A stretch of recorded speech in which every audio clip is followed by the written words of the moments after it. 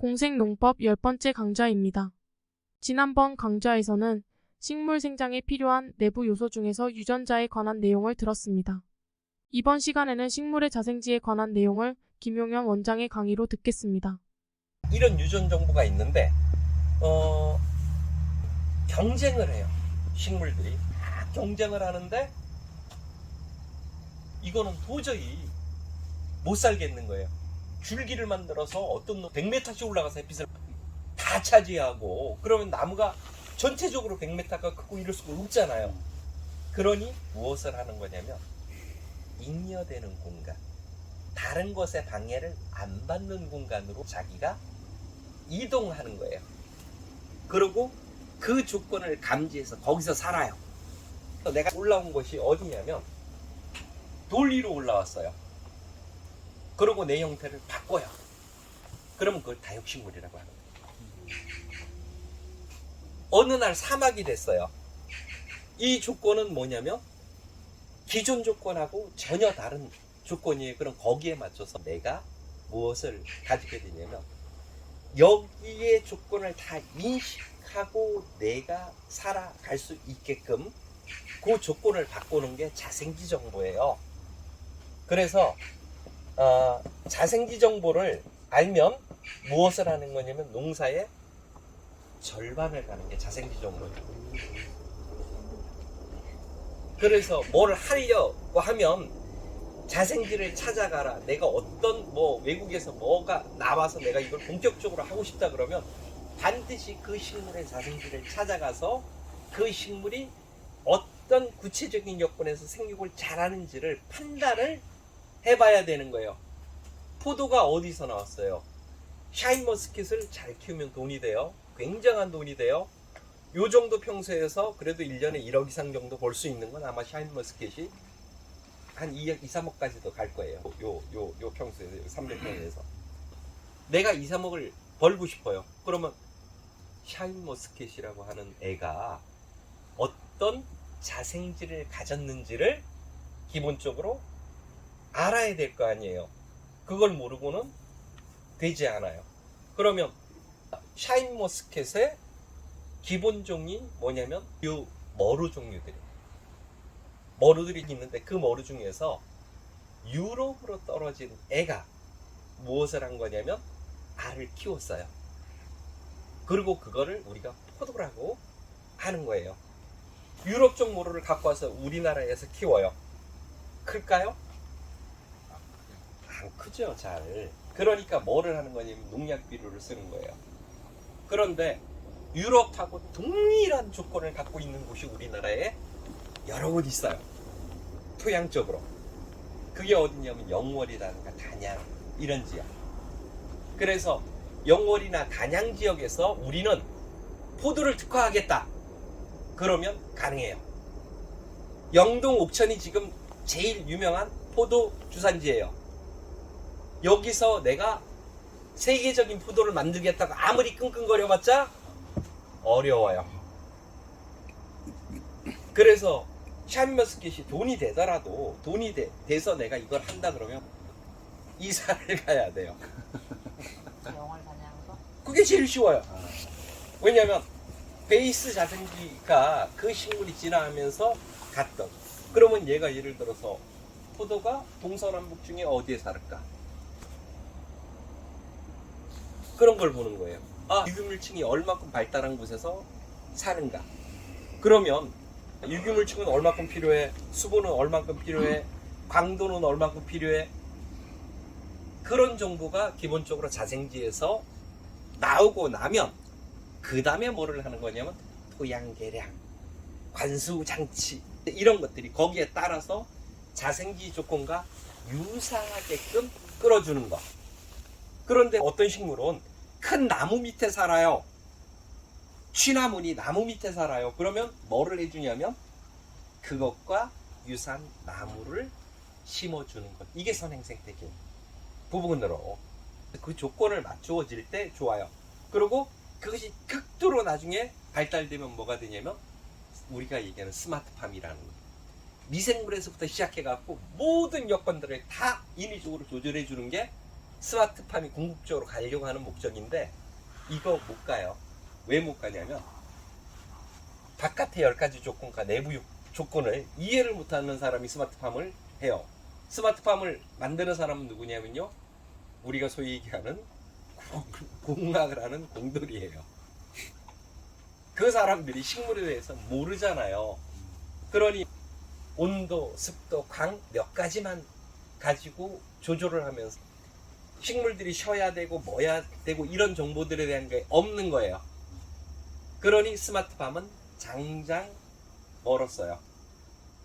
에너지 문제부터 해결해야 될 게 너무나 많은데 그것들을 못하고 있는 거예요. 그래서 식물은 일단 기본적으로는 내가 뭐를 키우고 싶으면 자생지 탐사부터 하세요. 그러면 거기를 가서 그들이 어떻게 자라는지를 보고, 그 산에다 갈 필요 없어요. 그걸 보고만 와서 그 정보가 가서 토심의 깊이라든가 이런 것들 어떻게 자라는지를 보고, 그러면 내가 토심을 어느 정도 설정할 건가냐, 경운을 얼마큼 할 거냐, 이거에 대한 판단력을 가지러 가는 건지, 그 산에 있는 흙을 옮기라는 부분은 절대 아니니까. 그래서 오면 돼요. 자, 그래서 농업이 어렵기도 하고 쉬운 거예요. 왜냐면 자, 이거를 안 해놓고 그 식물의 특성들을 모르고 무엇을 하는 거냐면 내가 키워보고 싶은 거예요. 전혀 모르는 거예요. 마치 뭐냐면 바다고기를 민물에다 키우고 민물고기를 바다에다가 집어 던져놓고 살으라 그러면 모르죠. 돌아 사는 일이 나올 수도 있어요. 그런데 안 돼요. 연어가 바다에 살다가 산란하려고 차고 올라올 때 적어도 2, 3주간 민물과 바닷물이 만나는 데서 민물에 적응해갖고 올라와요. 적응해요, 식물들. 그러니까 동물들은 거기에 적응을 해요. 그래서 적응을 하면서 농약 비료만 줘도 가능해요. 햇빛이 없게도 적응을 했고 염도나 이런 곳에서 다 적응을 했어요. 우리나라처럼 아주 오래된 땅에서 식물들이 계속 씨를 뻗으면서 적응을 했어요. 어쨌든 그래서 적응은 가능한데, 그러더라도 뭐냐면 가능하면 자생지 정보에 부터 먼저 뒤져라, 이게 드릴 수 있는 얘기예요. 외국 식물 하려고 하면 자생지 정보부터 먼저 뒤지고. 내가 오이를 키워요. 오이는 어디 거예요? 오이 자생지. 오이들 많이 키우셨잖아요. 따뜻한 거. 아, 따뜻한 거. 땡이에요. 선으로 여름 되면 오이가 약해지잖아. 봄에 막 크다가 여름 돼서 7월 되면서 확 더워지면 오이가 순이 싹 죽잖아요. 그러니까 추운 거 싫어하지. 그러니까 더운 거 싫어해요, 오이가. 호박도 그래요. 그랬다가 가을 돼서 찬바람 싹 불면 잎 나오고 호박이 다시 열리고 이러죠. 그래서 더운 걸 싫어하는 아니에요. 일단 땡이고요. 학명이, 오이 학명이 쿠쿠무스 멜론이에요. 그 멜론은 우리가 아는 그 멜론이에요. 쿠쿠모스. 쿠쿠모스. 수박은 워터멜론이에요. 그렇지. 그러니까 워터멜론은 물이 많은, 몸속에 물이 많은 박이 수박인 거고, 쿠쿠무스가 뭐냐면요, 물이란 뜻이에요. 그러니까 자생지가 하천 옆이에요. 물가예요. 북향의 계곡에, 산의 계곡에 이렇게 물들이 흐르잖아요. 그 옆이 오이의 자생지예요. 그래서 거기서 자라는 거예요. 계곡 옆에 물이 시원한 곳. 그러면 오이는 수경재배도 가능한 종인 거죠. 그래서 지금 오이를 수경재배를 많이 하는 거예요. 왜냐면 그 종 자체가 물에 뿌리를 잠궈도 살 수 있게끔 자생지를 갖고 있는 아이예요. 유전 정보를 그렇게 갖고 있는 아이란 말이에요.